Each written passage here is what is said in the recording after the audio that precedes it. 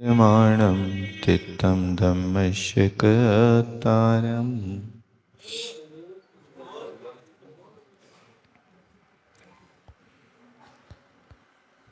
यहाँ पर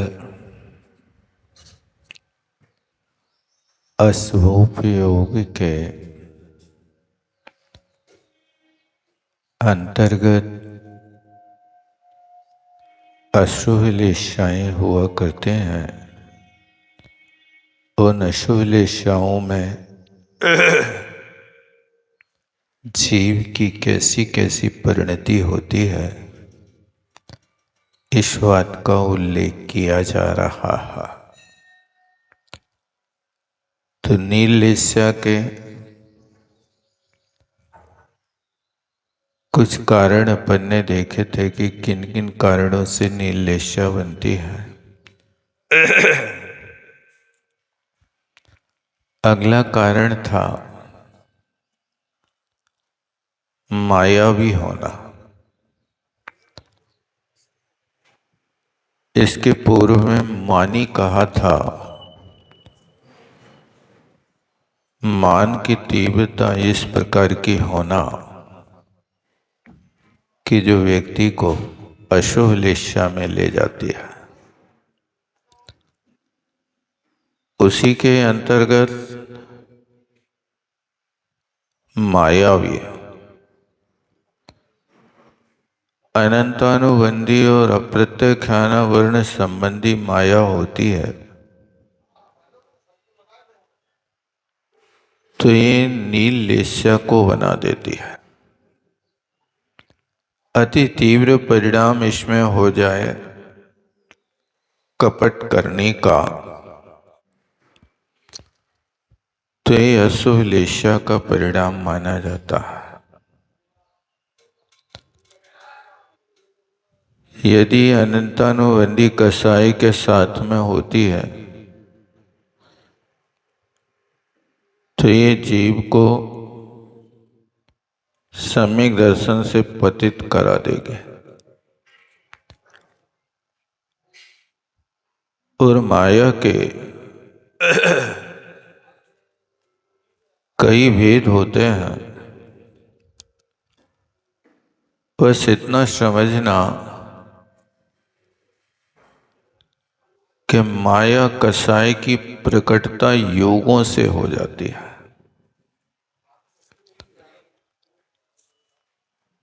व्यक्ति का योग कुटिल होता है तो वो कुटिलता माया कसाई को सूचित करती है। माया कसाई और योग की मिश्रता होकर के लेशा को नील लेशा बना देती है।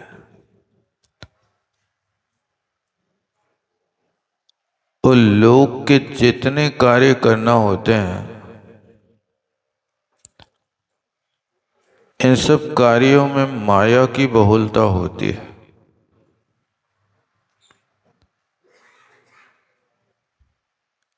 नीतिकारों ने भी लिखा है, माया विवर्जिता नहीं सांसारिक क्रिया। संसार की कोई भी क्रिया माया से मुक्त नहीं होती।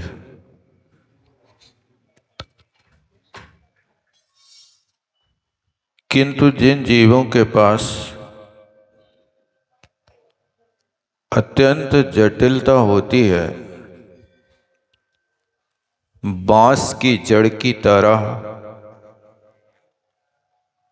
अत्यंत सघन माया है, तो वो नीललेशा के साथ नरक आयु के बंध का कारण हो सकता है। ऐसी जटिल माया से बचने की कोशिश करना चाहिए। कई जीवों के लिए तो ये मायाचार स्वभाव से होता है। कुंद कुंद स्वामी ने प्रवचन सार में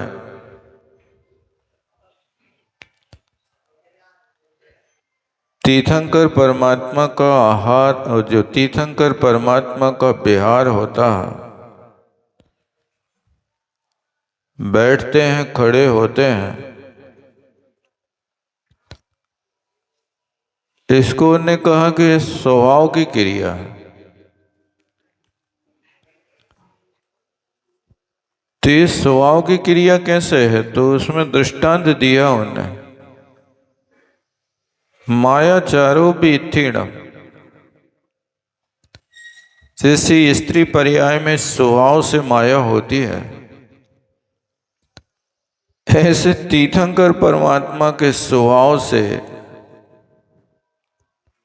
विहार, निषेध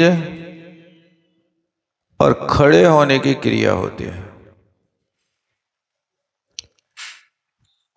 वहां स्वभाव से डाल दिया। कुछ क्रियाएं पर्यायगत ऐसी होती हैं कि उस पर्याय में होने पर वो वस्तु अपने आप प्रादुर्भूत हो जाती है। कोशिश करें माया की प्रकृति को समझने की, और माया की प्रकृति को समझ करके अपने आप को बचाने की कोशिश करें।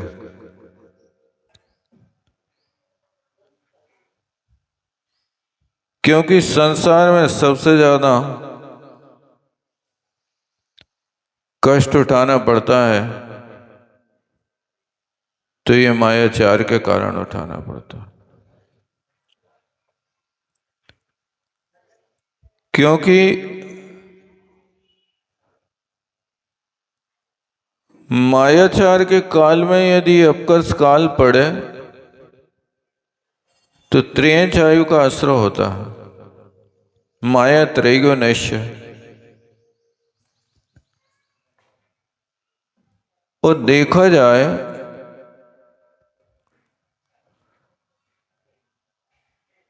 तो त्रियंच की अवस्था में रहने का काल असंख्यात पुद्गल परावर्तन, यानी जीव यदि त्रियंच गति में चला जाए तो असंख्यात पुद्गल परावर्तन तक उसकी पर्याय परिवर्तित ना हो, त्रियंच गति में चला जाए,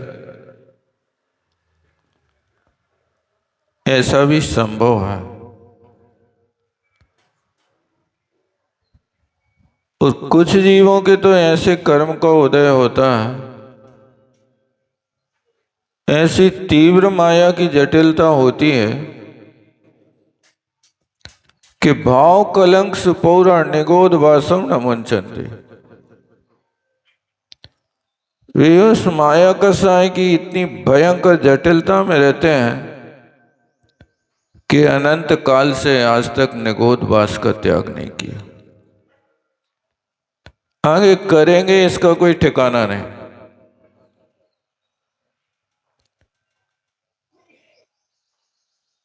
यदि देखा जाए तो 84 लाख योनियों में 62 लाख योनियां त्रियंचों के हैं। इतनी अधिक प्रचुरता और कहीं नहीं। कुल कोटियों में देखा जाए तो 133 करोड़ कुल कोटियां त्रियंचों के होते हैं।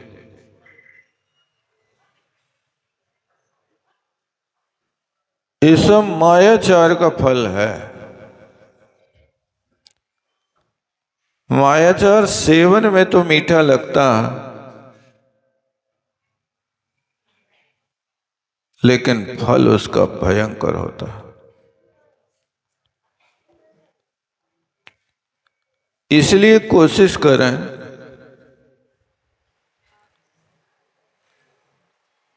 कि जितना हो सके इस मायाचार से ऊपर उठने की कोशिश करें। सहज प्रवृत्ति करें। कई बार अनजाने में भी ये गलतियां हो जाती हैं।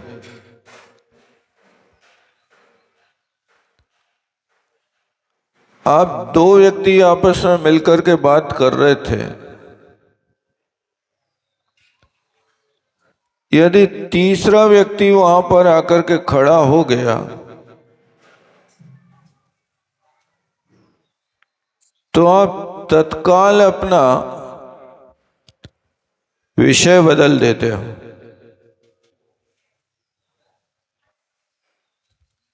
अब वो विषय बदल दिया, इसमें भी एक कुटिलता की पुट आ गई।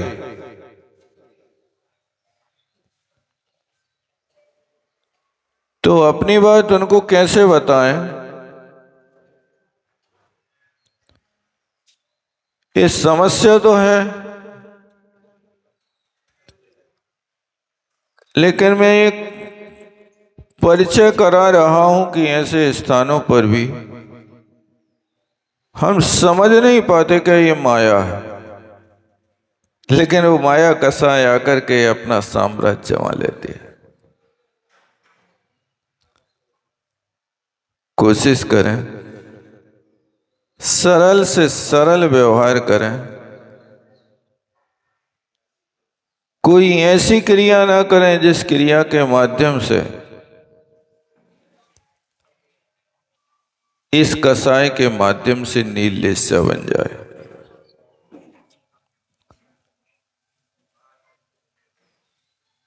चिर परिचित हैं इससे।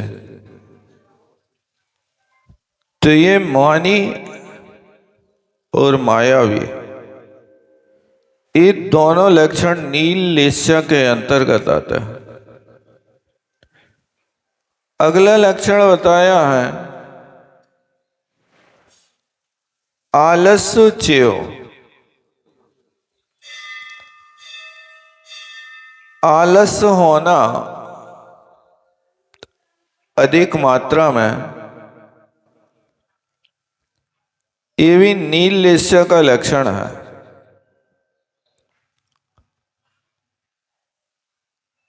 तो फिर अच्छे कार्यों में तो कभी आलस करना नहीं चाहिए।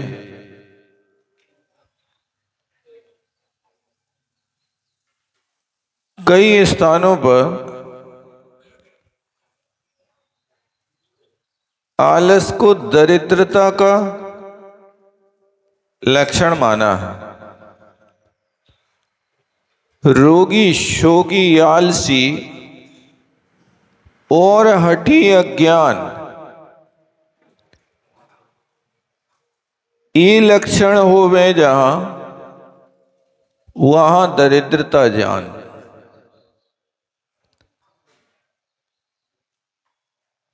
भयंकर रोग से ग्रसित हो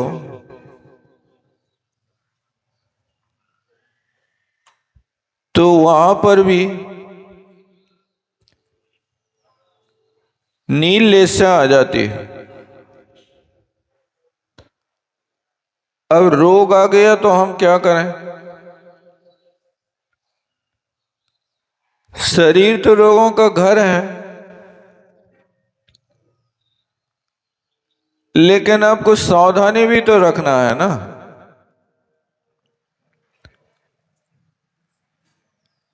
आपने दीपक जलाया,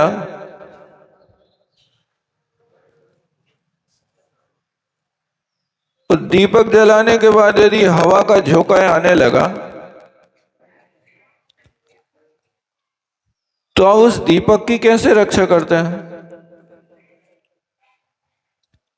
हाथ लगा लेते हैं,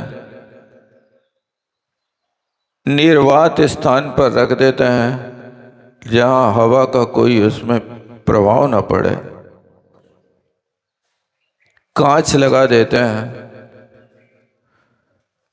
यानी वो दीपक बुझ ना जाए। इसलिए आप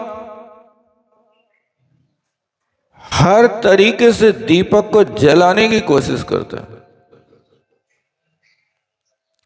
इसी तरह ये जीवन का दीपक बुझ ना जाए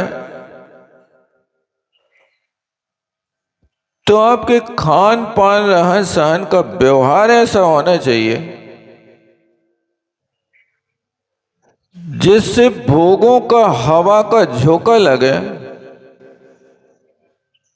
और आपका जीवन दीपक बुझ ना सके।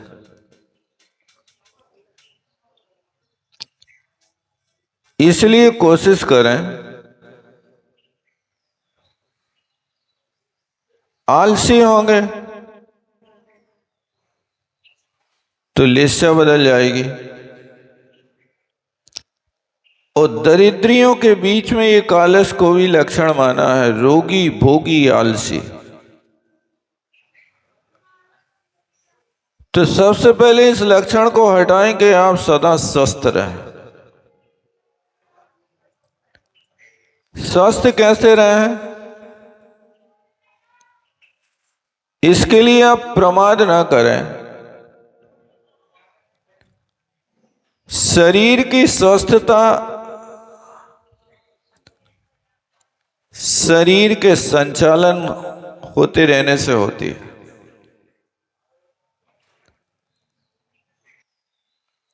आप हमेशा भरपेट तो खाते जाएं और डनलप के गद्दा पे पड़े रहें तो पाचन तंत्र तुम्हारा खराब हो जाएगा। कुछ कार्य आपके पास है नहीं है, इसलिए आपके यहां रोग हमेशा झंपाबाद कर रहे हैं। हर काम की तुम्हारे घर में मशीन है, अब शरीर का संचालन हो वे कैसे? चटनी बांटने में थोड़ी व्यायाम होता था, सॉस के लाने भी मिक्सी है तुम्हारे घर में। कपड़े धोने में व्यायाम होता था, सॉस के लाने भी मशीन है तुम्हारे घर में। थोड़ा घर से कुआं तक जाने पर पानी भर के लाने में सिर पर रखने पर थोड़े पॉइंट दबते थे, सिर के चलना फिरना होता था, सो तुम्हारे घर में नल हो गए। घर में नहीं, वो किचन में लगे। अब आप आटा मार रहे हो तो नल की टोटी खोल खोल करके उसमें आटा में पानी डाल रहे हो। क्यों? क्योंकि हम पैसे वाले हैं, हम सुविधा भोगी हैं, हम अमीर हैं।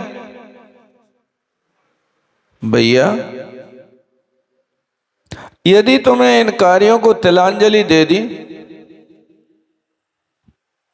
तो क्या अमीर लोग रोग से पीड़ित नहीं होते? जो करने योग्य क्रिया है उस क्रिया को तुम छोड़ोगे तो लेस्या अशुभ होगी, परिणाम में संक्लेश होगा, जीवन का आनंद नहीं होगा। इसलिए स्वस्थ रहने के लिए पहले के लोग शारीरिक परिश्रम करते थे। उस परिश्रम से उनके पास भूख अच्छी लगती थी, घंटों घंटों वे मूसल कूटते थे। अब कोई 1 घंटा मूसल पीट ले वे, शरीर को उसने हाथ को कितने बार ऊपर उठाया होगा? दोनों हाथों को ऊपर उठाया, सीना को ऊपर उठाया, गर्दन को सीधी किया, आसन बदला। ये सारी की सारी एक्सरसाइज आपके घर में हो जाती थी। अब तो आज की पीढ़ी ने मूसल भी नहीं देखा होगा कि मूसल क्या वस्तु है।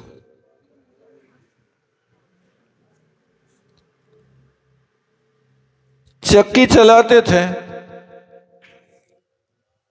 घंटों घंटों आपके शरीर में वो वजन शक्ति लगती थी कि 20 किलो का पत्थर घुमाना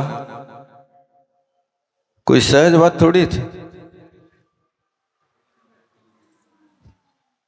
अभी व्यवस्था खत्म हो गई क्योंकि आप सुविधा भोगी हो गए।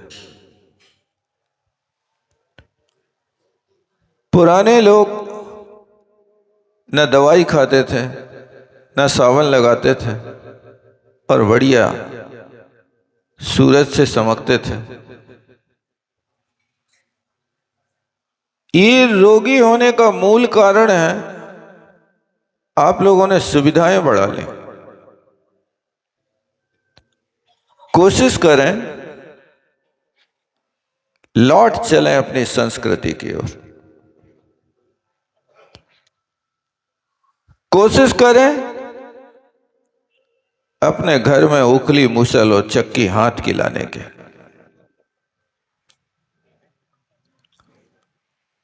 आप देख लेना, ये कार्य करोगे आप सदा स्वस्थ रहोगे। 1 किलोमीटर दूर से आप 2 घड़ा पानी भर करके सिर पे लाओ, सिर से लेकर के पैर तक के सारे पॉइंट तुम्हारे दब जाएंगे, और वो पानी छलकता है उन घड़ों से। अपने आप शांति धारा हो जाती थी लोगों की। 1 किलोमीटर दूर से आते थे, नहीं हो जाती थी, पानी छलकता था। बढ़िया आधा घंटा आपके ऊपर पानी ठंडा ठंडा गिरता रहता था, आनंद आ जाता था, सारी थकान खत्म, सारी गर्मी खत्म, बहुत अच्छा लगता। अब कौन कर रहा तुम्हारे ऊपर शांति धारा? इसलिए रोग को निमंत्रण आपने दिया। आप चाहें तो अपनी प्रकृति में जीने की कोशिश करें। रोगी भोगी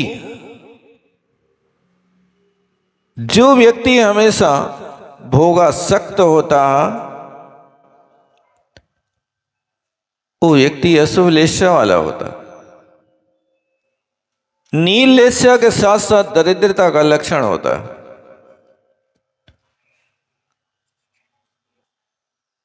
श्रावक के लिए भोगोपभोग परिमाण कहाँ है भैया? जैसे आप कोई एक टैबलेट खाते हो और खाने के बाद यदि आपको लगता है कि आज तो बहुत दाह पड़ी है,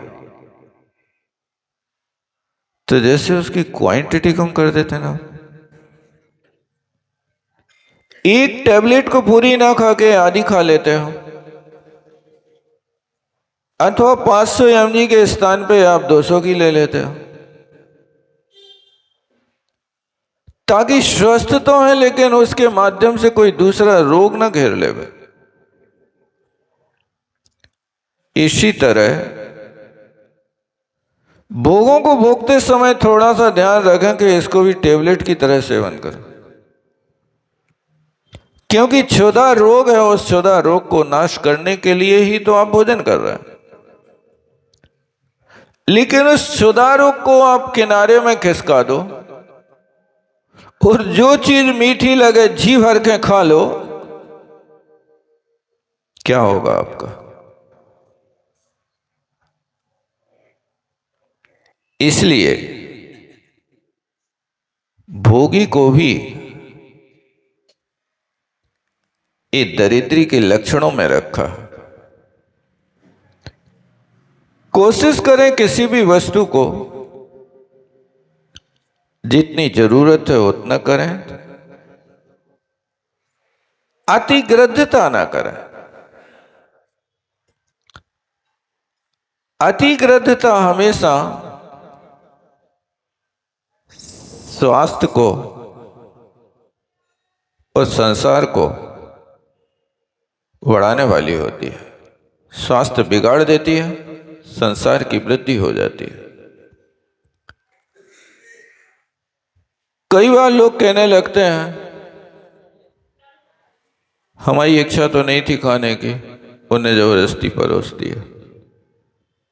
सही कह रहे हैं, मैं अचार तो नहीं कर रहा।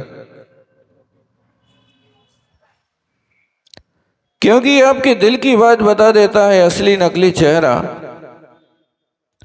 आप अपनी थाली में आती हुई पुड़ी को देख करके आप यूं स्पष्ट मना करते हैं कि रहने दो, अब नहीं, अब तो पेट भर गया, एक और खा लो। चलो तुम नहीं मान रहे, तुम्हारे कहे से खा ले। काय को मायाचारी कर रहा है यार, सीधी कह देना कि दो पुड़ी और परसों हमारे लिए। एक तो लेस्या बदल रहा, दूसरी भोगों में आसक्ति कर रहा, और तीसरा यहां भोगी को जो दरिद्री के लक्षणों में रखा उस लक्षण को पा रहा। इसलिए बहुत विवेक से काम करें। जितने भी कष्ट उठाना पड़ते हैं लोगों को, विवेकहीनता के कारण करता है। इसलिए इस सूत्र को याद रखो, सबसे अच्छा एक जिसका नाम विवेक। यदि आपके पास विवेक है तो आप दुनिया के सबसे शहंशाह व्यक्ति हैं, और यदि विवेक नहीं है तो चाहे जितनी मात्रा में लेते जा रहे हैं तो समझना कि आप अपने हाथ से अपने पैर पर कुल्हाड़ी पटक रहे हैं। इसलिए रोगी भोगी आलसी लोगों के काम तो भगवान के भरोसे चलते हैं। आलसी से कहो कि कुछ किया करो भाई साहब, पड़े पड़े खा रहे हो, तो वो उत्तर देता है, अजगर करे ना चाकरी, पंछी करे ना काम, दास मलूका कह गए सबके दाता राम। तुम हमारे लाने करने की बात कह रहे हो। अजगर इतना बड़ा शरीर कुंटलों का लगा के घूम रहा है, वो कौन सी नौकरी करवे जाता है? पक्षी इतने बड़े बड़े शरीर लेकर के आकाश में उड़ रहे हैं, वे कौन सी वहां जाकर के नींव खोद रहे हैं? जब अजगर और पंछियों के लिए भगवान भोजन की व्यवस्था करता है तो हम तो आदमी हैं, भगवान हमारी चिंता काहे न कर। इसलिए वो आलसी कहता है कि खाओ पियो करो आनंद, बिल चुका मैं परमानंद। इस सिद्धांत रखने वाले लोग हमेशा दरिद्रता की ओर कदम बढ़ा रहे हैं। इस सिद्धांत को छोड़िए, खाओ पियो, इससे आनंद नहीं होता। आनंद तो कोई और वस्तु है। ये तो सिर्फ आपकी कल्पना है कि खाने पीने से आनंद होता है। ये संज्ञा है, वो संज्ञा आपके लिए कहती है हाँ बहुत अच्छा, लेकिन आनंद की तो परिभाषा आप समझे ही नहीं। आनंद किस वस्तु में? जिस कार्य को करने के बाद में फिर दुख पैदा हो जाए, वो आनंद की परिभाषा थोड़ी हो सकती। आनंद तो अपने आप में अंदर से आने वाली वस्तु है, बाहर में आनंद नहीं है। जैसे मेहंदी के पत्ते होते हैं ना, मेहंदी के पत्ते को छूने से कभी हाथ लाल नहीं होते, लेकिन मेहंदी के पत्तों को जितना बांटो, जितनी घुटाई करोगे, उतना अच्छा रंग उसके अंदर से निकलेगा। कलर बाहर नहीं है, वो कलर उसके अंदर है, लालिमा उसके अंदर है, और वो लालिमा घोंटने से आती है। उस घोंटने के बाद यदि आधा घंटे के लिए या 10-15 मिनट के लिए भी आप अपने हाथों पर रख दो, तो वो घुटी हुई मेहंदी के पास इतनी ताकत होती है कि वो स्थायी छाप छोड़ देती है। मेहंदी तो धो सकते हो, लेकिन जो उसने छाप छोड़ी है, कोई है साबुन के उस लालिमा को छुटा दे।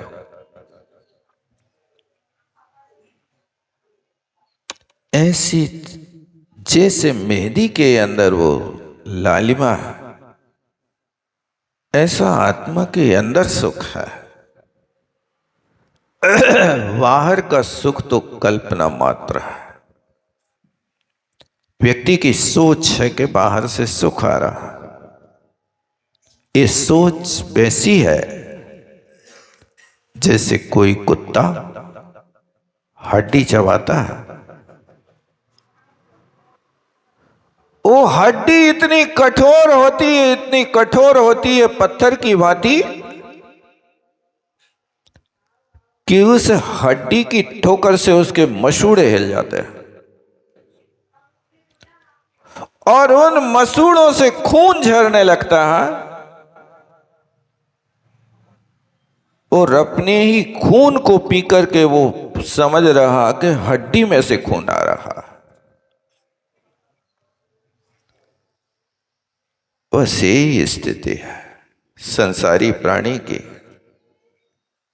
कि वो सोच रहा है कि रसगुल्ला खाने में आनंद आ रहा है। उस रसगुल्ले के स्वाद का ज्ञान तुम्हारा ज्ञान गुण करा रहा है कि रसगुल्ला करा रहा। कौन करा रहा बताओ? रसगुल्ला अच्छा है, ये आपका स्वयं का निजी सुसंवेदन मतिश्रुत ज्ञान कह रहा है कि रसगुल्ला कह रहा? कौन कह रहा? वश उसमें अपने लिए एक कल्पना होती कि रसगुल्ला से सुख आ रहा, रसगुल्ला से आनंद आ रहा। वो आनंद तो अपने ज्ञान का है। जो कुत्ते को खून का स्वाद आ रहा है, वो हड्डी का नहीं, अपने दांत तोड़ करके निकलने वाले उस खून से वो सुखी हो रहा है। पता ही नहीं चल रहा क्या हो रहा। बस यही स्थिति यहां समझना, इसलिए कोशिश करना। आलस्य सबसे बड़ा शत्रु है। आलस्य को ऐसे त्याग करना, ऐसे त्याग करना कि जैसे आप अच्छी सुख की नींद सो रहे हो, सारी सुविधा आपके रूम में हो गए और संकल्प करके सोए हो कि हम 8 बजे के पहले न उठे। इस परिस्थिति में सोए सोए 5 बजे कोई कहे, भैया तुम्हारे पलका के नीचे सांप है। कोई ऐसा आलसी व्यक्ति के जो सांप की बात सुने और आप सोता रहे हैं? वो लेटा लेटा कह देगा कि तुम भगा दो, हम थोड़ा और सो लें। कह देगा? है कोई ऐसा व्यक्ति? हमें तो नहीं लगता कि शायद कोई सांप की बात सुन करके और 1 सेकंड पलंग पे बैठा रहे। जैसे वो पलंग को छोड़ करके चौकड़ी भरता है, भागो, काल विकराल खड़ा है, ये निकल जाएगा। अब ना नींद, ना सुख, ना आलस, अपने प्राण बचाने के लिए दौड़ लगाता है। इसी तरह वो सांप की तरह समझो कि आलस हमारे जीवन का बहुत बड़ा दुश्मन है। इसलिए उसे आलस को आप सांप समझ करके तत्काल भागना वहां से, अन्यथा आलसियों की नीलस्या बनाई है। देखो यहां पर ये कौन सी लेस्या का लक्षण है आलस करना? नीलस्या अच्छी है कि बुरी है? शुभ है कि अशुभ है?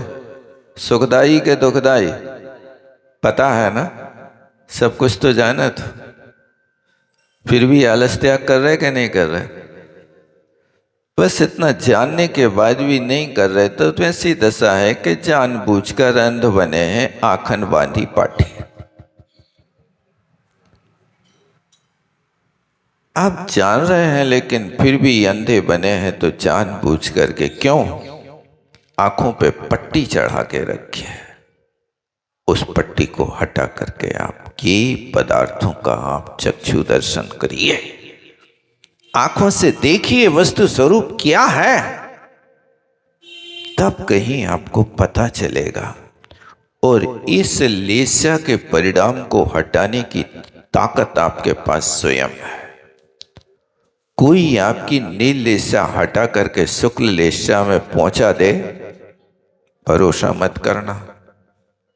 भगवान पारसनाथ तो संकट मोचक है, सबके संकट दूर करत है।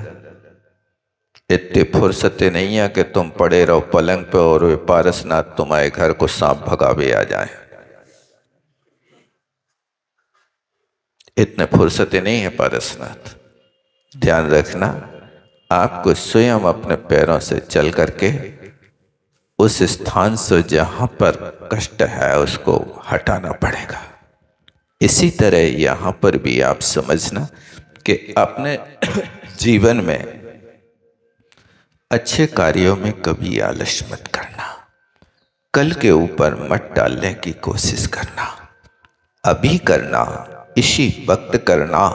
और जहाँ पर हमारे लिए परमात्मा की भक्ति का अवसर हो, सत्समागम हो, तत्व चर्चा का अवसर हो, ऐसे स्थान पर लाख काम छोड़ करके हमेशा इस कार्य में तत्चित्त रहना। तुम्हारा जीवन आनंदमयी होगा। और यदि इस कार्य में आलस करोगे तो कभी भी देखो कब आपके लिए देश न लब्धि का निमित्त बन जाए, इसका कोई ठिकाना नहीं रहता है। 50 साल प्रवचन सुने लेकिन कुछ भी अंतर नहीं पड़ा। लेकिन लास्ट के अंत समय में एक अंतर मुहूर्त के प्रवचन ने जीवन को धो के रख दिया। वो प्रवचन उनके लिए देशना लब्धि का कारण बन गया। लेकिन ध्यान रखना, देशना लब्धि टीवी पे प्रवचन सुनने वालों को नहीं होती है। समझ रहे ना? हम तो घर में बैठे बैठे वो ही सुनाते रहते। तुम्हारे घर पे बैठे बैठे सुनते हो। मैं पूछता हूँ कि जब टीवी खोलते हो आप, तब कोई द्रव्य क्षेत्र काल की शुद्धि रहती कि नहीं रहती? आप मंदिर में आते हो, शास्त्र खोलते हो, चौकी पे विराजमान करते हो, नौवर्ण नमोकार पढ़ते हो, सरस्वती की आराधना करते हो, फिर शास्त्र जी पढ़ते हो। जब आप टीवी खोलने जाते हो तो वहाँ ओंकाराय टीवी देवी नमो नमः बोलते कि नहीं बोलते? नहीं बोलते। नौवर्ण नमोकार पढ़ते कि नहीं पढ़ते? कुल्ला करके टीवी खोलत के ऐसे ही खोलत, चटाई बिछा के जमीन में बैठ के प्रवचन सुनत हो कि वहाँ सोफा पे बैठ के सुनत हो, पालथी मार के पैर लटका के चाय की चुस्की लेते हुए टीवी के प्रवचन सुन रहे हो कि मौन पूर्वक सुन रहे हो? बता तो दो हमें। हम तो रोज सुन रहे महाराज तुम्हारे प्रवचन। बेटा देश न लब्धि न हुई, कर्ण मनोरंजन तो हो जाएगा, लेकिन देश न लब्धि तो साक्षात गुरु के दर्शन करने से, उनके निकट बैठने से होती है। इसलिए ध्यान रखना, छायिक सम्यक दर्शन होता है तो साक्षात केवली के पाद मूल में होता है।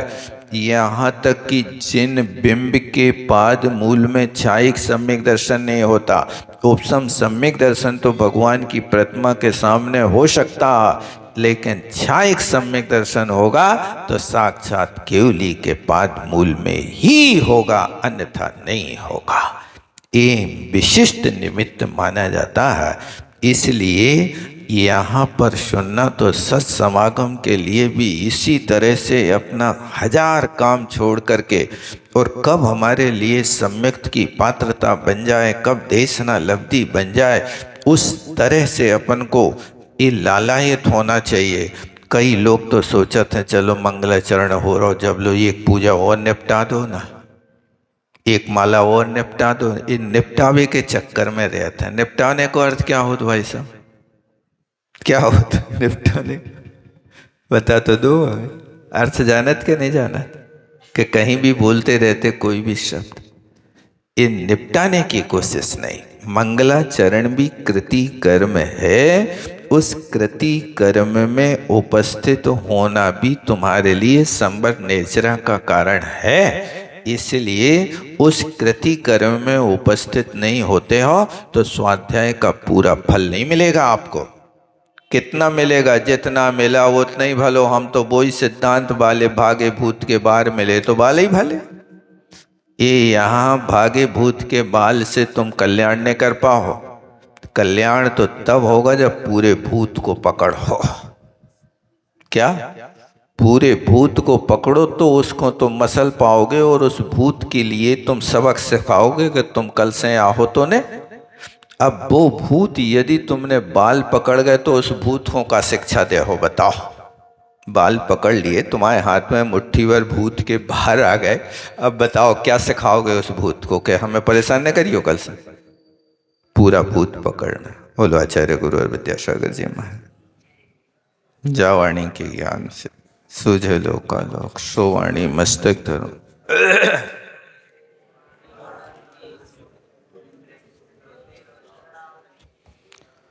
देव बच्चों और हंत को गुरु